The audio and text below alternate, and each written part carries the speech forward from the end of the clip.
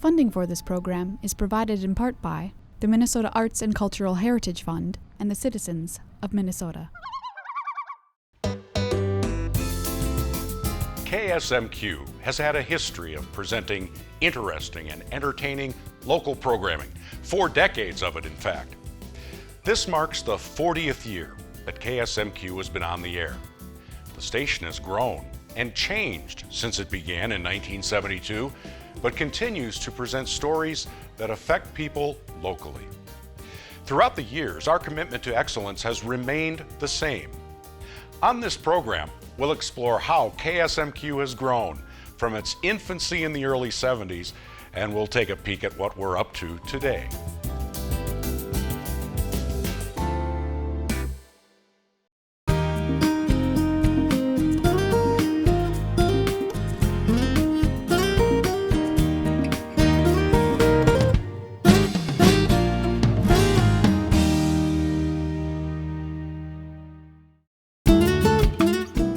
I'm Eric Olson, President and CEO of KSMQ.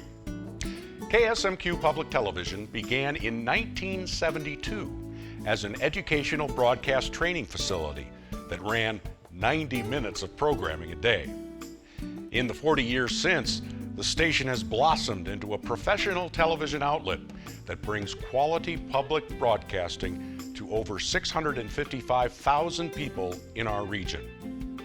Last year, we broadcasted nearly 33,000 hours of programming on 4 channels: KSMQ, MHZ Worldview, Create, and the Minnesota Channel. Although you can learn about what's going on across the planet from our station, the focus of our productions continues to be on local stories. Join us now as we visit with people who have played an important role in KSMQ's history, helping to shape the station into what it is today.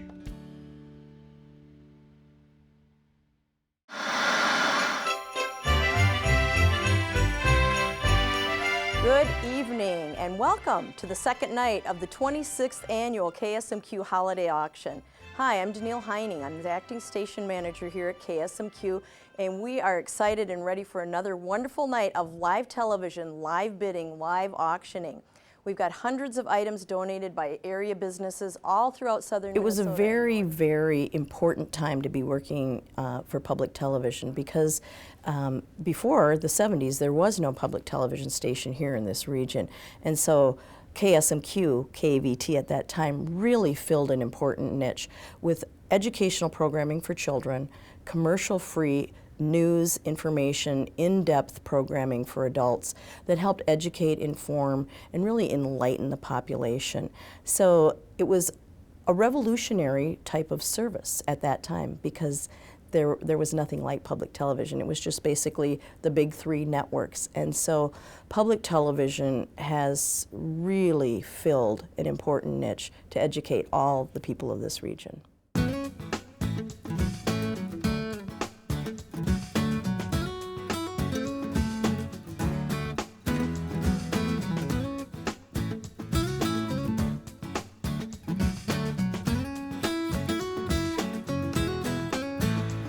Back in 1971, we first went on the air as KAVT, a living classroom for Austin Technical Institute. Students put on an hour and a half of programming every day. Then in 1975, we joined forces with public television and increased the length of that broadcast day.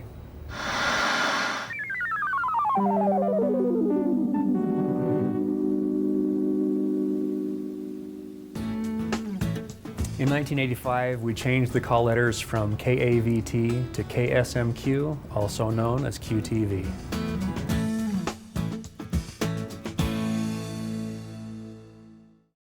We said also the first 24 people that are high bidders tonight, we'll give them this tote bag. Those nice folks out at the Cedar Valley Rehab Workshop put these together for us, and you know that they're good if they did it because they do some great things out there at Cedar Valley, and we surely appreciate them for their help. Well, I very happily remember the time 40 years ago in September of 1972. I had just been hired here at the Technical College to start the radio TV broadcasting program. And the TV station was about to begin as well. How about that? $40 we're at right now at Chanhassen, and the piano. Piano's at, Bertie, what's the piano? $100 on that antique piano. Florence has some winners and a new board. We are all set with the first two people who called in $9 bids for the Twins baseballs. I started working with the schools, the elementary schools, screening programs for them, what they would like maybe to have weekly for their kids and so forth. So it was kind of fun. And in the meantime, we were training students to be camera operators, directors, and so forth. Move from physical well-being to emotional well-being, from heavy breathing to sighs of love. Let's take a look, as I promised, at Valentine's Day. And there are several of them still around working in television. Okay, well here we are, Glenn. We're back at another great table of items. I'm next to Frosty the Snowman here. I'll tell you about him in just a minute, but I'll let Tom tell you about his great items. Well, I remember when the station started because my dad was very, very excited about being able to see this public television broadcasting, and that's quite a long time ago. I also remember some of the great people who worked here at the station, including Barry Baker, who was a longtime general manager and a real visionary. He's the person who really helped KSMQ expand from just a small broadcast radius right here in Austin to all across southern Minnesota. That was a very exciting time for the station.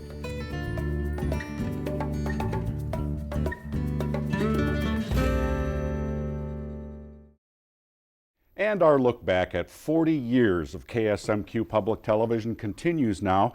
And I'd like to introduce our very special guest on our show, Mr. Barry Baker. Barry? Well, this is a big occasion. We should say that we are graciously being welcomed into Barry's home here at his television station in central Michigan on the campus of Delta College, which is where Barry is presently, where you have more duties than a television station. Well, I work in the communication technologies of the college, which includes the telephony services, the audiovisual services, the e-learning operation, as well as the broadcasting operation. So there are additional functions that I am responsible for. Many people in the viewing area of KSMQ remember your name and remember you, the longest serving general manager in the KSMQ family, just shy of 20 years. Yes. And tell me about your years coming to the station and its size and how it grew during the time you were there. 1978? 1978, I arrived on the 4th of July weekend. I had come from the New Hampshire Public Television Network, where I was director of operations and production. And they were looking for someone to come in and build a station. Because what they had when I arrived was they had a tower about 200 feet, that's still, I assume, standing, adjacent to where the master control was. And inside the master control was a very low power transmitter. The purpose of the transmitter and the master control and the little bit of productions that were done there was really to educate and to provide a true hands-on operation for students at the Austin Area Vocational Technical Institute. They called themselves the AAVTI Institute, students that were taking electronics and were going into a broadcast discipline.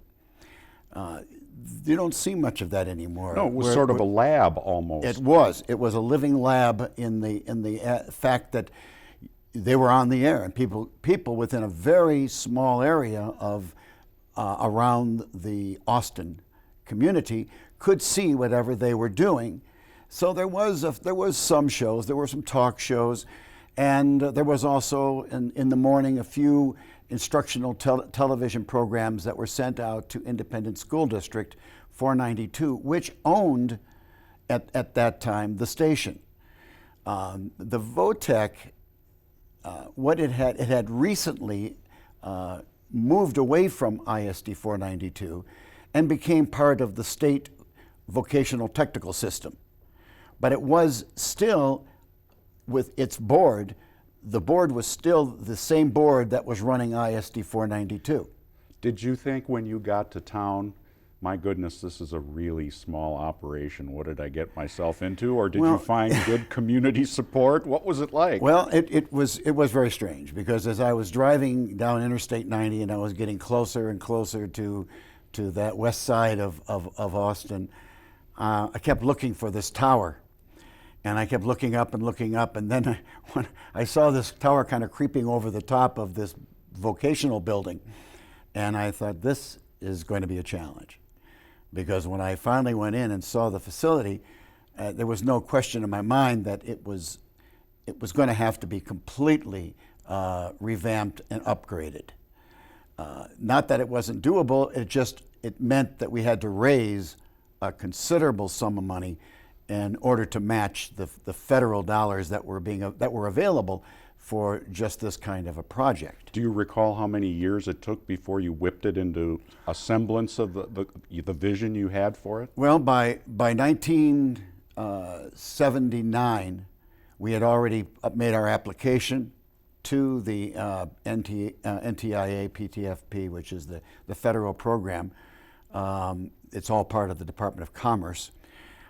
We then went about the business of raising some dollars from within the community, and we spent a good deal of time lobbying our school district since it was going to benefit them, that they would come up with some money as well.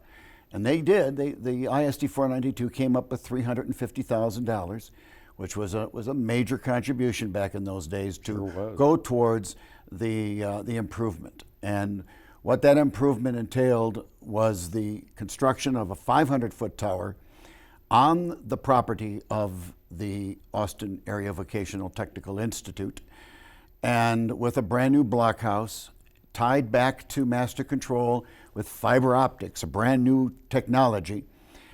And as the station began to grow, people that prior to that were interested in the station and had been, if you call, members, started to open up their hearts and provide larger donations to the station.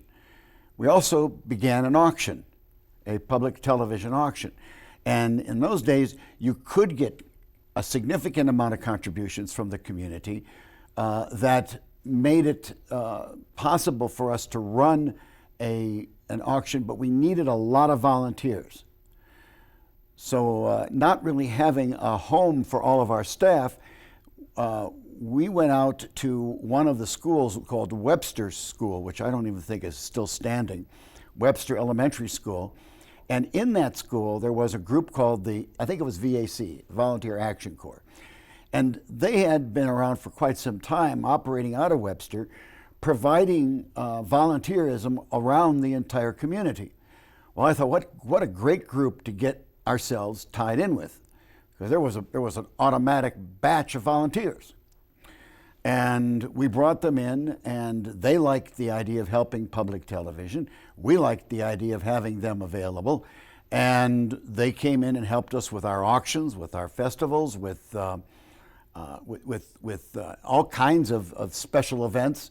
They did the yeoman's share, got out in the community and brought people in. And you mentioned those auction shows in the community and really in our viewing area with your name. They also mentioned the auctions fondly as the heck of a lot of work, but as a fun even to view, to watch in those days, to see your friends and neighbors on television, not professionals, but really helping out raising money for the station. We started the auctions right off the bat. So we had about 19 auctions when I was there. And each year it'd get better and better. And the staff, they were wonderful. We had truly a magnificent staff of people. They all knew they weren't in the largest station. They knew that their Iowa network was to the south and that the Twin City Public Television was to the north.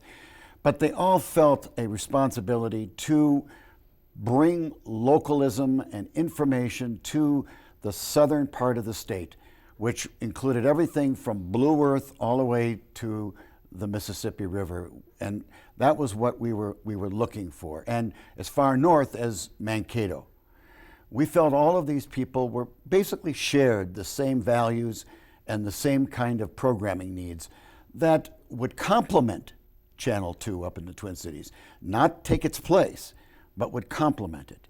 So our program schedule from the get-go was alternative PBS.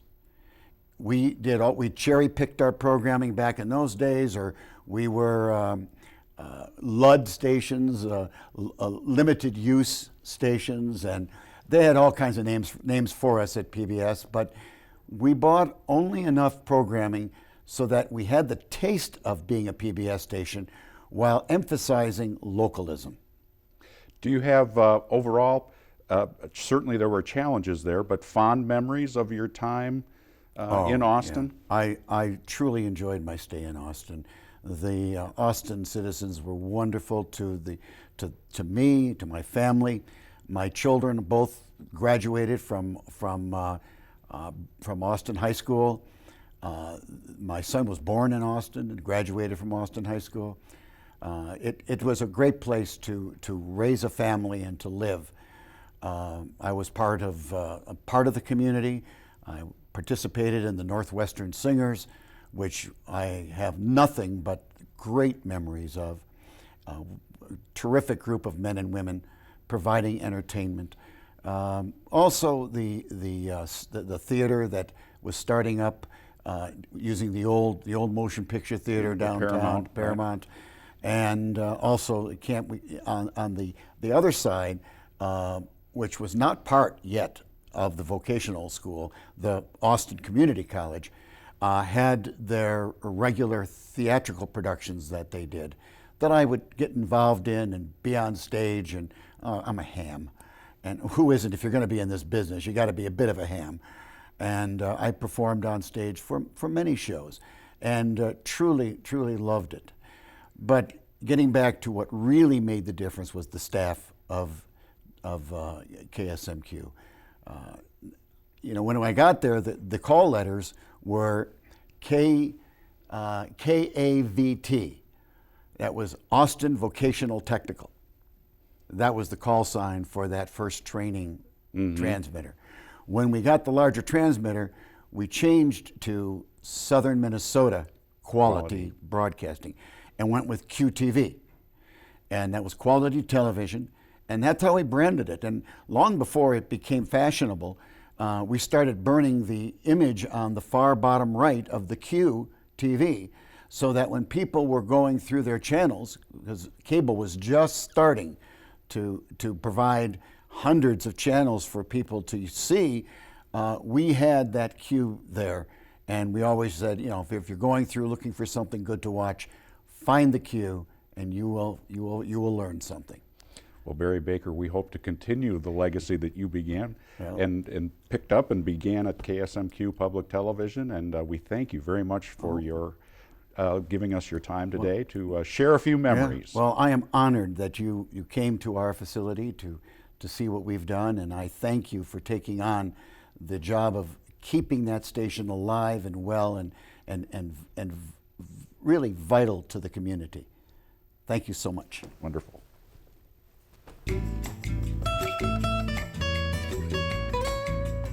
I think public broadcasting has connected rural communities in ways and telling stories of what's happening here in this part of the state, this part of the nation, that isn't really seen on other stations and other venues. And so public television is a way to bring people together, to provide community, build community, and share stories. And that's something that's a very powerful way to bring this community together, the big community of KSMQ.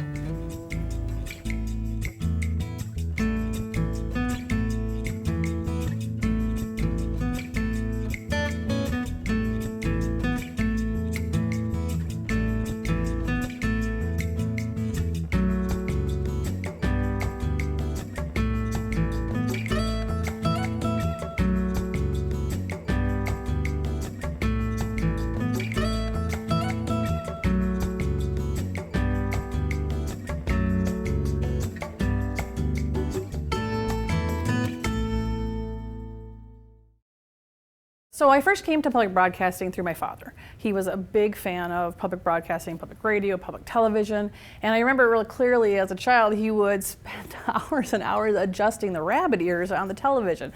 You know, this was pre-cable, and so it didn't matter how much snow was on that television, he would sit and he would watch the programs on public broadcasting. So, you know, even then I had a lot of respect for my father. He wasn't a person that followed fads or invested time in things that just weren't really important. And so I thought, you know, I had better check out this public broadcasting thing once I got past the MTV stage of my life. So I watched public television, I listened to public radio, and as I became a young adult, I saw the value that he saw in it, and the, you know, the things that hook everybody else, I was hooked as well. The great arts and culture programming, the history, the news, the news with lots of balance and integrity, those sorts of things, you know, caught my attention as they do so many other folks. And then as I grew into young adulthood and I started to work, I worked in this part of the world, in southern Minnesota, northern Iowa, and I've been in the nonprofit sector and the community development sector for about 20 years now. And it doesn't really take very long working in this part of the world to understand what a really special place this is. There are incredible people here doing incredible things. And so when you see that and you get to be a part of that for a little while, I've really felt like this story needed to be told. And I think KSMQ as a public broadcasting station is exactly the right organization to tell this story, to talk about the amazing things that people are doing here, about the hard work that people put into their communities, about how much gets done without any of the resources that a metro community has to bring to the issues that are important to their communities. So as I came up in my career and could see that this story was really important and speaks heavily about the values of the people in this part of the world, I really saw that KSMQ has an opportunity to tell that story, to be a part of what is happening and to be able to communicate that story. So as I got personally involved with KSMQ, then I could see, as I looked around at what the folks here as a staff were putting on the air, I could see that these were people who not only had the talents of much bigger markets, they also had the love of this place. That would mean that they could really be the storytellers for our area. And I think that's really important. I think it's really important now at this time in our history in this country, because we are, whether we talk about it or not, having some really important value discussions. What kind of country are we going to be? Can every child grow up to be president? Is it everybody for himself, or do we help each other? I think those kinds of conversations are important, and I think this part of the world has something to say about those value conversations. We live our values every day. KSMQ has an opportunity to tell those stories, and I think that's important.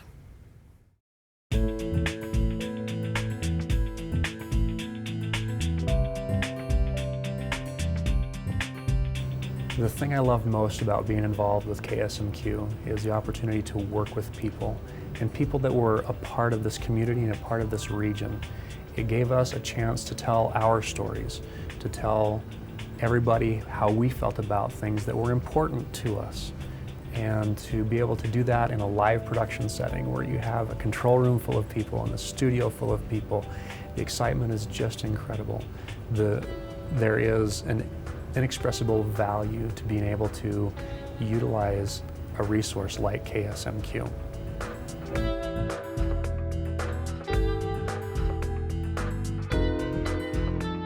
Today we reach over 160,000 households, and we provide content over the internet and on YouTube.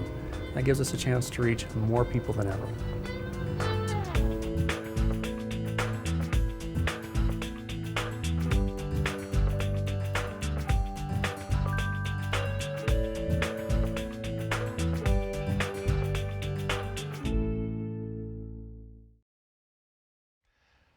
From its beginning, KSMQ has been dedicated to bringing you programming with stories based in southern Minnesota and northern Iowa. Our commitment to this goal continues today. We feature several award-winning programs that focus on people and places right here in our region. Farm Connections and Garden Connections offer valuable information to the agricultural base of our community. Off 90 explores our art, our culture, and our history. And our new public affairs program, On Cue. Please keep tuning into KSMQ for quality television. KSMQ has come a long way from its beginnings as a lab for vocational school students to a purveyor of entertaining and thought-provoking programs. Thank you for helping us celebrate our 40th year, and I hope you've enjoyed our journey into the past of KSMQ. Here's to our next 40 years together.